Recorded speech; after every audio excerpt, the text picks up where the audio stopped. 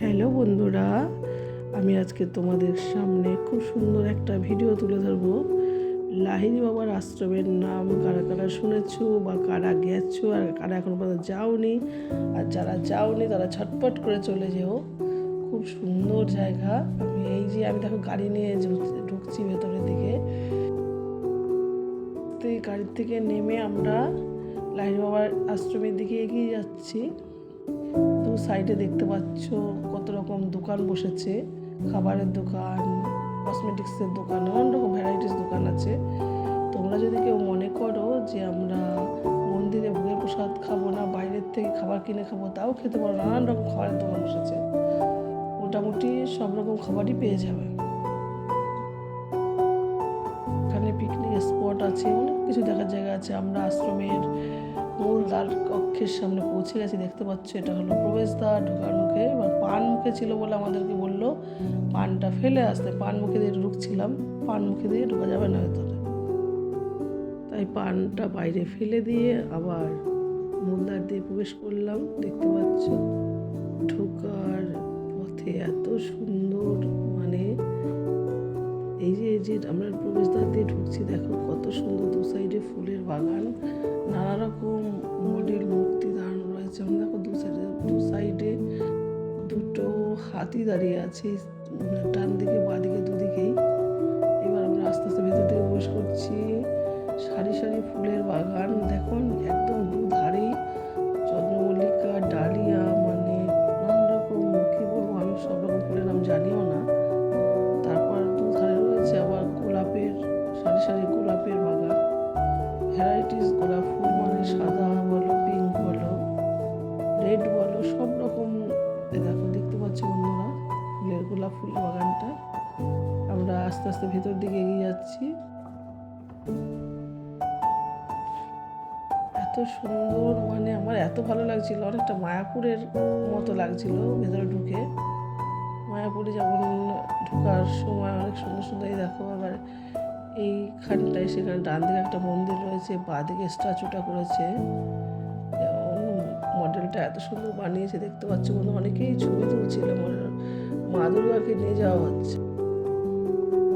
দেখছি ধুনুচি নিয়ে দাঁড়িয়ে আছে চারজন, কাঁধের মধ্যে মা দুর্গাকে তুলেছে। আগেকার দিনে গ্রামে যেসব মা দুর্গাকে যেভাবে নিয়ে আসা হতো, তখন হয়তো গাড়ি টাড়ির ব্যবস্থা ছিল না। আমরা মন্দিরের কাছাকাছি চলে এলাম। দেখতেই পাচ্ছ মন্দিরে ঢোকার মুখেই রয়েছে শ্রীকৃষ্ণ রথ, মানে অর্জুনের রথ। শ্রীকৃষ্ণ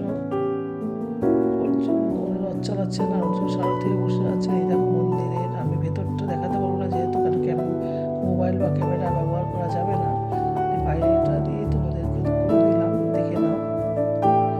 ভেতরে ঢোকার মুখে, মানে মন্দিরটা পুরোটাই জলের মধ্যে রয়েছে। এবার তোমরা যখন মন্দিরের ভেতরে যাবে, এত সুন্দর সিস্টেমটা করেছে, পায়ে জল দিয়ে ধুয়ে মন্দিরের ভেতরে প্রবেশ করতে হবে। এবার মন্দিরের ভেতরে তোমাদের দেখাতে পারলাম না, বেরিয়ে এসছি। বেরিয়ে এবার চারধারে পরিবেশগুলো তোমাদের কাছে তুলে ধরছি। দেখো এখানে একটা এত সুন্দর একটা স্ট্যাচু দাঁড়িয়ে রয়েছে, মা তার সন্তানকে যেভাবে আদর করে, দেখতে পাচ্ছ। আর এখানে নাগরদোল্লা, বাচ্চারা নাগরদোল্লা দোল খেতে পারো, সব রকমের ব্যবস্থা রয়েছে। মানে বাচ্চারা গিয়ে খেলাধুলা করতে পারবে সেরকম জায়গাও আছে অনেক। আর এত সুন্দর আম বাগান চারদিকে, কি বলবো, সেটাও তোমাদের হয়তো একটুখানি তুলে ধরেছি, ভিডিওর মধ্যে দেখাচ্ছি। ভেতরের জায়গাগুলো দেখতে থাকো। আস্তে আস্তে আমরা এগিয়ে যাচ্ছি একটু একটু করে। দেখতে পাচ্ছ বন্ধুরা, এই দেখো একটা ট্রেন, রেলগাড়ির মানে মাথাটাকে তুলে ধরেছে, পুরো ট্রেনটাকে তুলে নিই। এবার আমরা আস্তে আস্তে ভেতরের দিকগুলো তুলে ধরবো তোমার কাছে। মন্দিরের ভেতরে তো দেখাতে পারবো না, বাইরের যেসব দৃশ্যগুলো, এখানে ভোগের টিকিট কাটা হয়। মোটামুটি 2:30 থেকে 3টে অবধি ভোগের টিকিট পেয়ে যাবেন। সমস্ত দর্শনার্থীরা, যতজন দর্শনার্থী আসুক না কেন, প্রত্যেকের জন্য খাবারের ব্যবস্থা করা আছে খুব সুন্দরভাবে। এই দেখো আমবাগানগুলো কত সুন্দর, দেখতে পেয়েছো আমবাগানগুলো এত পরিষ্কার, মানে দু সাইডে আমবাগান। ওখানে গিয়ে মানে কত লোকেরা দূর দূর থেকে এসছে ভিডিও করার জন্য, মানে ভিডিও করছে, কেউ কেউ আবার পিকনিক করতে এসছে। জায়গায় জায়গায় অনেকে বাড়ির থেকে রান্না করে নিয়ে এসে এখানে পিকনিকের মতো করে আনন্দ করছে, কেউ বক্স বাজিয়ে ডিজে চালিয়ে আনন্দ করতে করছে। মানে এটা হচ্ছে মন্দিরের বাইরে, মন্দিরের এরিয়াটার মধ্যেই মন্দিরের বাইরে আর কি। এটা কিছু ওই দেখা যাচ্ছে সবাই পিকনিক করছে। দেখো আমরা, এটা হচ্ছে ঢোকার মুখে, এই যে ভোলে বাবা বসে রয়েছে। আবার সেই তোমাকে ঘুরিয়ে ফিরে এখানে আবার ঢোকার মুখে এটা দেখাতে ভুলে গেছিলাম, তাই তুলে ধরেছি তোমাদের কাছে। পাখিটার নামটা ভুলে গেলাম, কি পাখি জানো? আমি এটা যে পাখিটাকে নিয়ে ভিডিও করেছিলাম সেই পাখিটার নামটাই ভুলে গেলাম তোমাদের কাছে বলতে। এক ধরনের পাখি আছে, পাখিগুলো দেখার মতো সুন্দর। আর এই একটা মায়ের মন্দির দেখতে পাচ্ছি বন্ধুরা। ভেতরে ক্যামেরা করতে দেবে না, তাই বাইরের থেকে আমি তুলে ধরেছি। সন্তোষী মা নাকি বুঝতেও পারলাম না। এখানে সমস্ত রকম ধর্মের লোকরা আসছে। এখানে পীর বাবার দেখো থাম রয়েছে, পীর বাবার থাম রয়েছে। তারপর ভগবান যীশু খ্রিস্টের মূর্তিও রয়েছে, দেখতে পাচ্ছ। দেখেছো ভগবান যীশু খ্রিস্টের।